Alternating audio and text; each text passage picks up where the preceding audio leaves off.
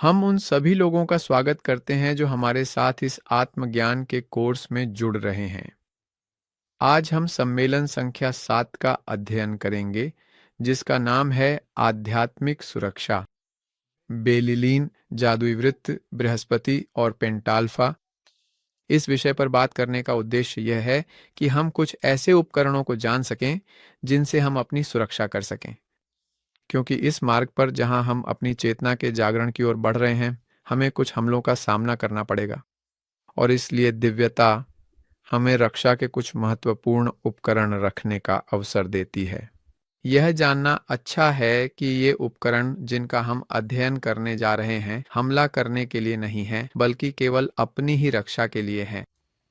जब हम इन विषयों का अध्ययन करना शुरू करते हैं, तो हमें यह एहसास होगा कि कुछ नकारात्मक शक्तियां होंगी मनोवैज्ञानिक रूप से, जो हमें इस आध्यात्मिक कार्य को करने से रोकेंगी।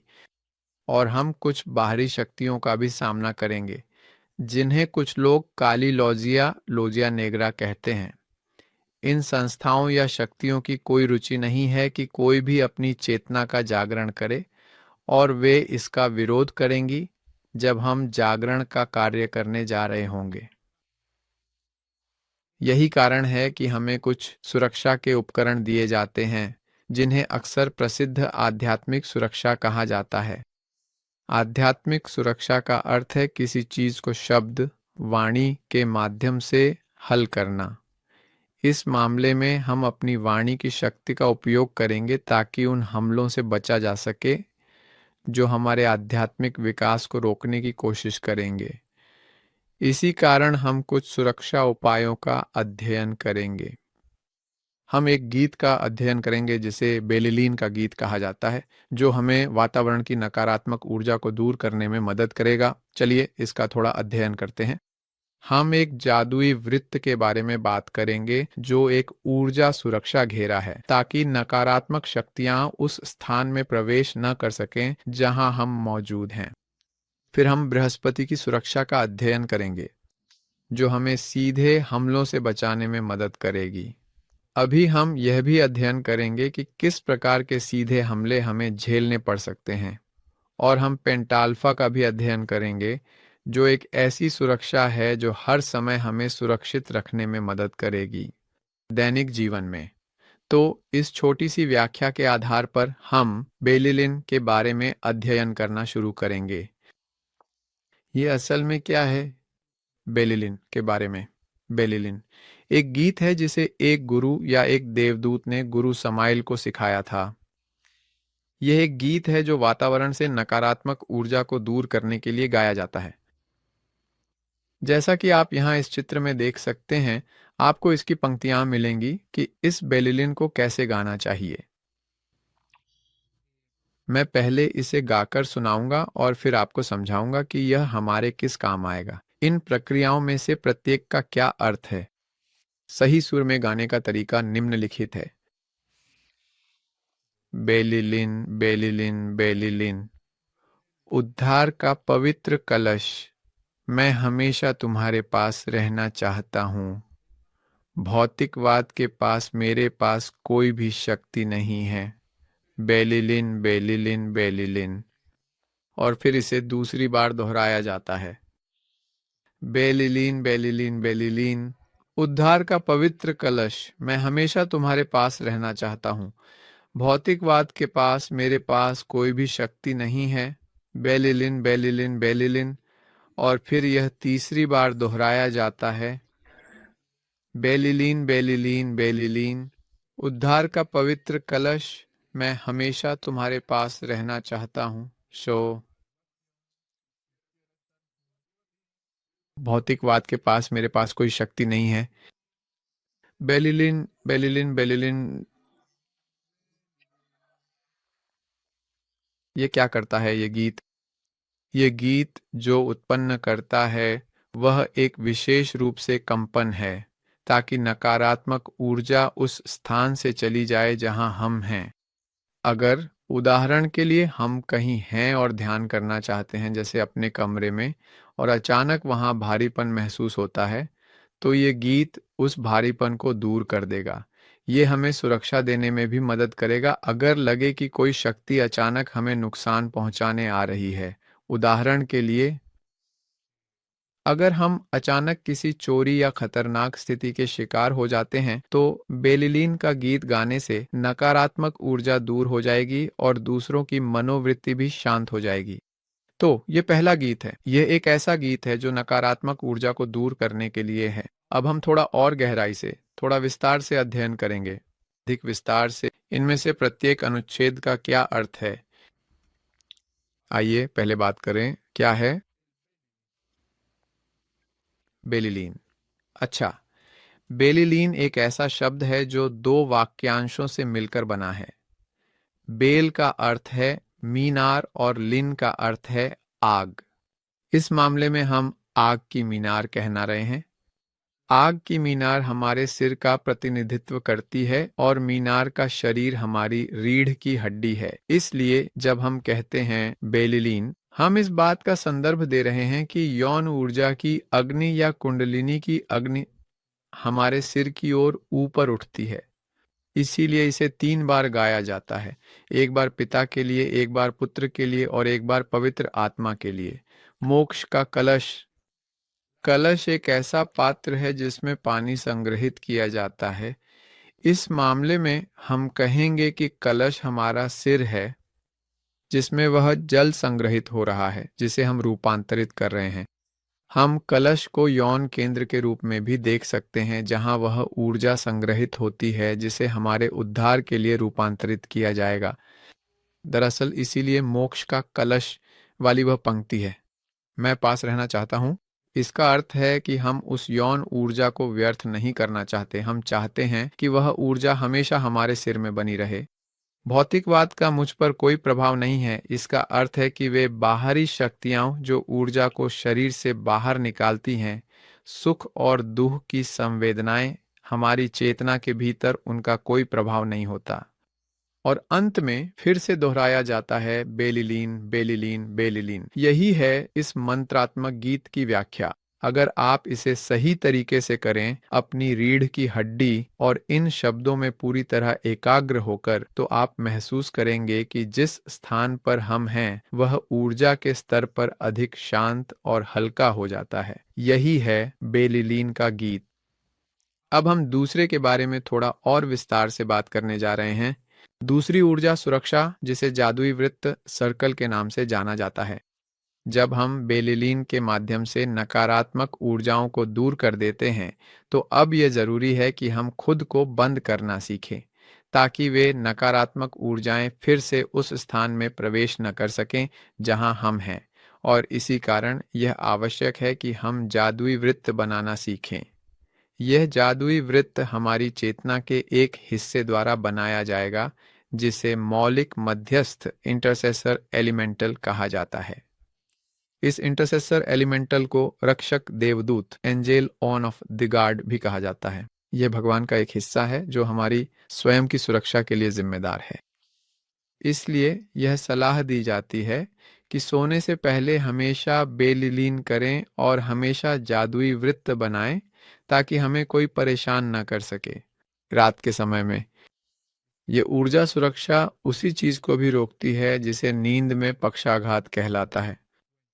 यह रात में होने वाले प्रदूषण, नॉक्टर्नल पॉल्यूशंस को भी रोक सकता है, जो एक विषय है जिस पर हम आगे बात करेंगे। यह इंटरसेसर एलिमेंटल या यह रक्षक देवदूत भगवान का एक बहुत शक्तिशाली हिस्सा है जो फिलहाल हमारी बात नहीं सुनता।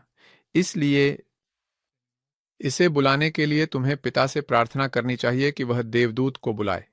इसी कारण हम सुरक्षा को निम्नलिखित तरीके से करेंगे। आध्यात्मिक सुरक्षा तरीके से की जाती है।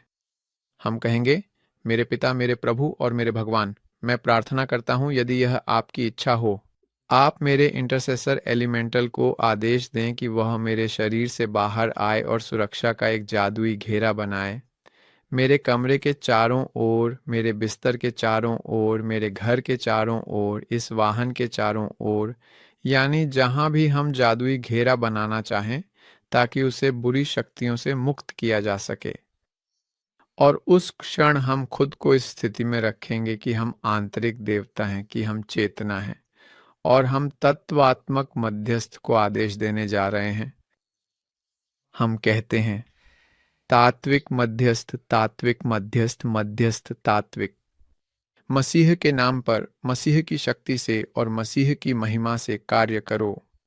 उस क्षण हम कल्पना करेंगे कि हमारी रीढ़ की हड्डी से वह संरक्षक देवदूत, वह इंटरसेसर एलिमेंटल बाहर निकलता है, हमारे सामने आकर खड़ा हो जाता है और हरे रंग की अग्नि का एक घेरा बनाना शुरू करता है, जबकि हम मंत्र एस का उच्चारण करते हैं। फिर हम उच्चारण करना शुरू करते हैं।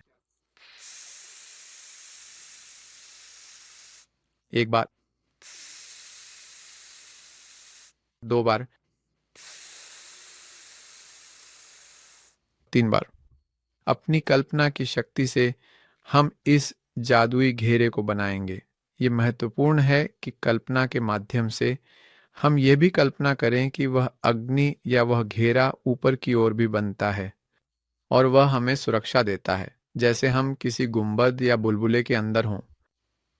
एक बार जब हमने यह जादुई घेरा बना लिया, तो तत्वों का मध्यस्थ किसी भी नकारात्मक शक्ति को उस स्थान में प्रवेश नहीं करने देगा। इसलिए यह महत्वपूर्ण है कि जब भी हम सोने, आराम करने या विश्राम करने जाएं, तो पहले बेलीलीन करें और फिर जादुई घेरा बनाएं। इसी तरह अगर हम ध्यान की कोई साधना करने जा रहे हैं, उच्चतर यौन साधना या एस्ट्रल यात्रा की कोई साधना, कुल मिलाकर जो भी उपकरण हम सिखाते हैं उनमें से किसी का भी अभ्यास करें, तो अच्छा है कि हम हमेशा अपना जादुई घेरा बनाएं।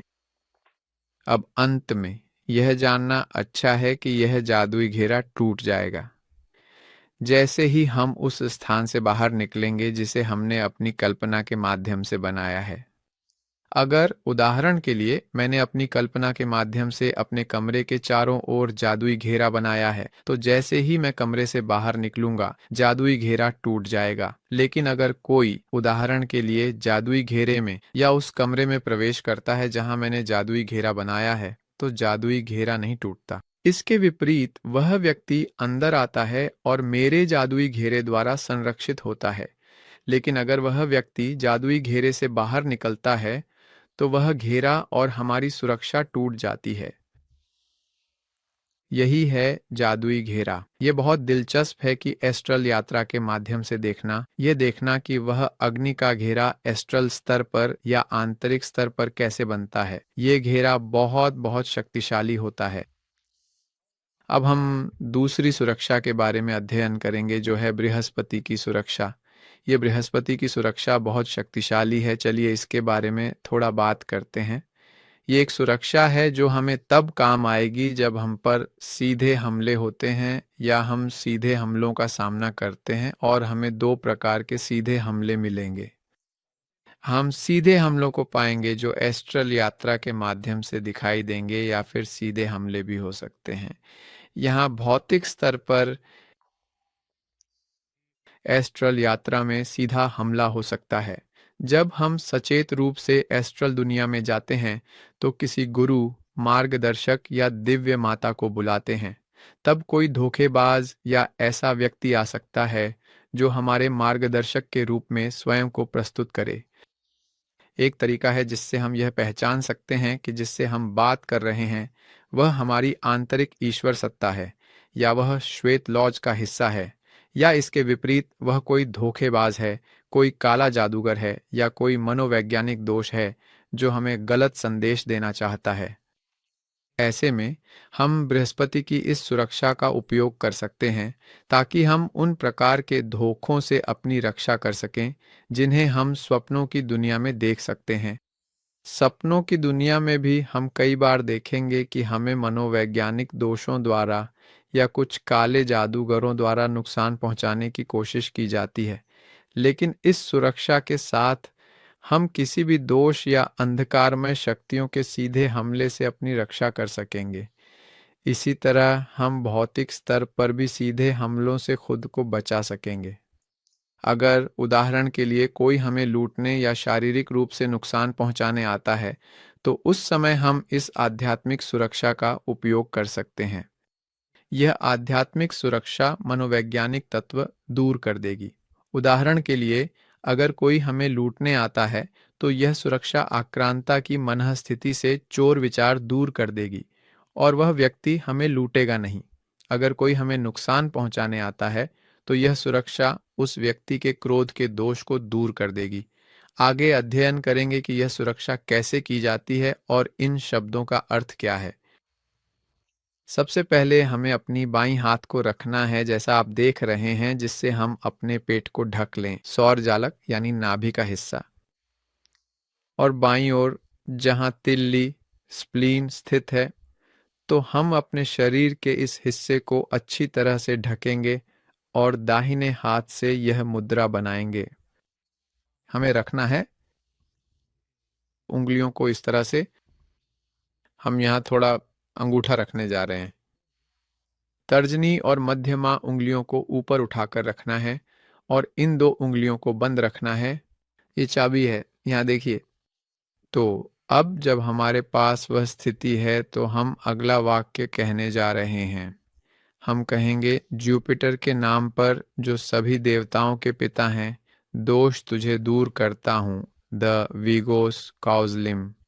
और हम कल्पना करते हैं कि उंगलियों से एक किरण निकलती है। इसे 2 बार और दोहराया जाता है। जुपिटर के नाम पर जो सभी देवताओं के पिता हैं, मैं तुम्हें आदेश देता हूं, तुम्हें द विगोस क्लिम। सभी देवताओं के पिता बृहस्पति के नाम पर मैं तुम्हें आदेश देता हूं, तुम्हें विघोस कौसलिम। यदि हम ज्योतिषीय स्तर पर हैं तो ये आदेश सुनिश्चित करेंगे कि जो भी सत्ता हमें नुकसान पहुंचाने आ रही है या कोई धोखेबाज अचानक हमारे आंतरिक देवता या किसी गुरु के रूप में प्रकट हो, वह भागेगा। वह कई बार फट जाएगा और उसी क्षण हमें समझ में आ जाएगा कि यह सुरक्षा हमें कैसे बचाएगी। अगर हम यह सुरक्षा उदाहरण के लिए अपने आंतरिक मार्गदर्शक या किसी गुरु को देते हैं तो यह सुरक्षा उन्हें बिल्कुल भी प्रभावित नहीं करेगी। अगर कोई बाहरी व्यक्ति हमें नुकसान पहुंचाने या हमला करने आता है और जब हम जुपिटर की सुरक्षा करते हैं तो वह व्यक्ति जो हमें नुकसान पहुंचाने आ रहा है वह बस मनोवैज्ञानिक रूप से शांत हो जाएगा और हमें समझ में आ जाएगा कि वह दोष कैसे शांत हो जाता है और हम उस स्थिति से आसानी से बाहर निकल सकते हैं। अब जब हम बात कर रहे हैं कि सुरक्षा कैसे की जाती है, तो अब हम थोड़ा विस्तार से अध्ययन करेंगे कि यह सुरक्षा वास्तव में क्या है। बृहस्पति के नाम पर बृहस्पति उच्चतर भावनात्मक केंद्र का प्रतिनिधित्व करता है और उसे दर्शाता है। यह उच्चतर भावनात्मक केंद्र प्रेम से जुड़ा हुआ है। यही हमें आत्मनिरीक्षण करने की अनुमति देता है और यह संतुलन को भी संभालता है। वह तराजू को संभालता है, जैसे कि हमारी आंखें एक तराजू हों। बायां पक्ष दया का प्रतिनिधित्व करता है और दायां पक्ष न्याय का। तो जब हम कहते हैं जुपिटर के नाम पर, तो हम इसका रूपक बना रहे हैं कि सभी देवताओं के पिता जो न्याय है, जो यह उच्चतर भावनात्मक केंद्र है, उसकी नींव दया और न्याय पर टिकी है। याद रखें कि दया मानवता के प्रति दया है, वह क्षमा जो हमें दूसरों के प्रति रखनी चाहिए, और न्याय जो दायां पक्ष होगा। यह हमारे अपने मनोवैज्ञानिक दोषों के प्रति न्याय का प्रतिनिधित्व करता है। इसलिए जब हम कहते हैं जुपिटर के नाम पर सभी देवताओं के पिता, तो यह एक रूपक है कि सभी देवताओं को न्याय रखना पड़ा है, अपने दोषों को समाप्त करना पड़ा है और मानवता के प्रति दया और सहायता रखनी पड़ी है। जब हम कहते हैं दोष मैं तुम्हें बुलाता हूं, तो यह मनोवैज्ञानिक जोड़ मनोवैज्ञानिक दोष का प्रतीक है। यह हमारे लिए पहले व्यक्ति नहीं है, बल्कि इसका अर्थ है कि हम आलस्य, क्रोध और जोड़ को खुद से दूर करते हैं। मैं तुझे आदेश देता हूं। और फिर यह मंत्रात्मक शब्द आता है जिसका अर्थ है ते बिगोस कोस्लिम। यह शब्द एक ऐसा शब्द है जो ऊर्जा की शक्ति से जुड़ा हुआ है। सृजनात्मक यौन ऊर्जा। ते विगोस, वी का अर्थ है स्त्री ऊर्जा, गोस का अर्थ है सकारात्मक ऊर्जा, एस वह अग्नि है जिसके द्वारा ये दोनों जुड़ी होती हैं, और कोस ये इन दोनों ऊर्जाओं का मिलन है, और स्लिम इस मिलन का परिणाम है। तो जब हम कहते हैं ते विगोस कोसलिम, तो यह बस नकारात्मक या स्त्री शक्ति के साथ सकारात्मक शक्ति के मिलन और इस प्रकार सृजन का प्रतीक है। इसीलिए जब हम यह वाक्य बोलते हैं तो हमें कल्पना करनी चाहिए कि एक किरण निकल रही है, वह ऊर्जा की शक्ति जो उस चीज को दूर भगाएगी जिस पर हम हमला कर रहे हैं। यह एक बहुत ही शक्तिशाली, बहुत ही मूल्यवान आध्यात्मिक सुरक्षा है जिसे हमें अपने दैनिक जीवन में उपयोग करना चाहिए। उदाहरण के लिए, अगर हम पर कोई जानवर जैसे कुत्ता या कोई हिंसक जानवर हमला करने वाला हो तो हम यह सुरक्षा कर सकते हैं और यह हमें ऐसी परिस्थितियों से सुरक्षित बाहर निकलने में मदद करेगी। अब अंत की ओर बढ़ते हुए हम पेंटाल्फा का अध्ययन करेंगे। पेंटाल्फा एक आध्यात्मिक सुरक्षा है जो हमें रोजमर्रा की जिंदगी में खुद को सुरक्षित रखने में मदद करेगी।